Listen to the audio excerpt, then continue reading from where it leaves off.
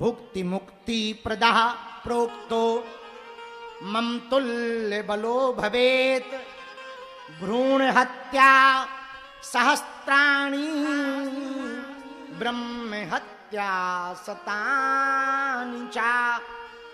भ्रूण हत्या जानते हो? गर्भपात करवाना।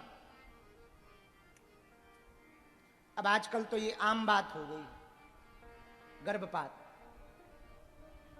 इतना पाप बढ़ रहा पृथ्वी पर, लोग कह रहे हैं बताओ नवरात्रि में जल बरस रहा, बरसे ना, ये कुशल मनाओ, जल बरस रहा, आग ही बरसनी चाहिए, ऐसे कर्म है तुम्हारे। हाँ हाँ, आग ही बरसनी चाहिए, ऐसे कर्म है मनुष्यों के। प्रकृति के साथ दोहन, गाय माता सड़कों पे घूम रही, साधु संतों की निंदा हो रही, अमीर अमीर हो रहा, गरीब गरीब हो रहा, नृशंस हत्याएं हो रही, और धन्य है भारत। अब हम बोलेंगे तो कई लोगों को फिर बुरा लगेगा। 4 दिन पहले हमने एक न्यूज पढ़ी, 100 रुपया के जुर्म में 35 साल सजा काटी एक भाई साहब ने। 100 रुपया रिश्वत के जुर्म में, चोरी के जुर्म में 35 साल सजा काटी। सुनो मजेदार बात, 35 साल बाद बाइज्जत बरी हुआ। बोले 100 इनने लिए ही नहीं थे, गया था जवानी में, बुढ़ापे में आया बिल्कुल। ये भारत की न्यायपालिका है, बताइए। और 35-35 करोड़ रुपया का घोटाला करने वाले नेता एसी में बैठे, 100 करोड़ रुपया का घोटाला करने वाले नेता एसी में बैठे, लड़कों को मार दिया, फुटपाथ पे पड़े हुए लोगों पे गाड़ी चढ़ा दी, वो आज स्टार बने बैठे। पर 100 रुपया की रिश्वत लेने के चक्कर में वो जो बेदाग बाद में बरी हुआ, वो 35 साल जेल खा के आया। ये भारत की न्यायपालिका है, ये भारत की व्यवस्था है। भैया, हमारी कथा सुनाने का उद्देश्य दान मांगना नहीं है। अस्पताल तो बन जाएगा, अन्नपूर्णा भी चलती रहेगी। हमारी प्रार्थना है, भारत को यदि सुधारना है तो तुम्हें खुद को जगना पड़ेगा। आप ही हो जो भारत को सुधार सकते हो। आगे आने वाली पीढ़ी पर भरोसा मत करो कि कोई दूसरा भारत को सुधारेगा।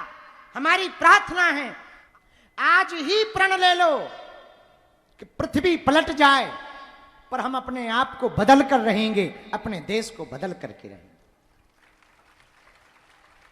भारत को बदलना है तो भारत को पुनः गुरुकुलम पद्धति की ओर लौटना पड़ेगा। भारत को बदलना है तो हिंदुओं को एक होना पड़ेगा। 9 दिन तक हमारे कथा यजमान जी श्री अजय जी को जोरदार ताली बजा के धन्यवाद दो। इन्होंने बहुत मेहनत की कथा में, इनके कहने के बाद ही हमको दम लगी। और हम सही बताएं आचार्य जी, पहली बार हमने देवी भागवत पढ़ी है और पहली बार देवी भागवत पे बोला है, पहली बार।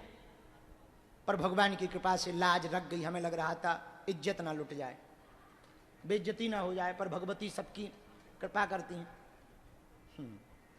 अजय जी कह रहे हैं अगले साल फिर से बुक हो गुरु जी।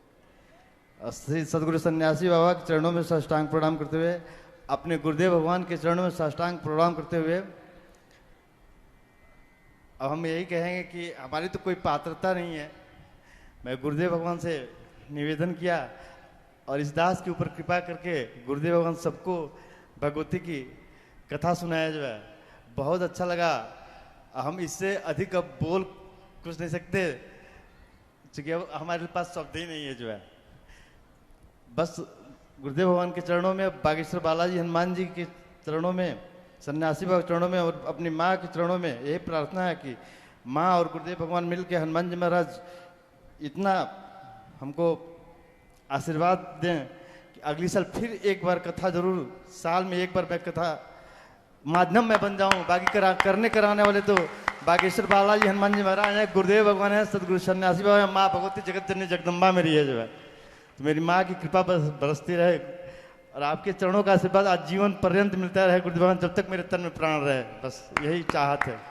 आप सभी लोग बैठ के कथा सुने, आप लोगों की बहुत बहुत धन्यवाद। आप लोगों को सबको प्रणाम करता हूँ। बोले भारत हिंदू राष्ट्र की, भारत माता की, बागेश्वर बालाजी श्री हनुमान जी महाराज की, आदिशक्ति जगतजननी मैया की।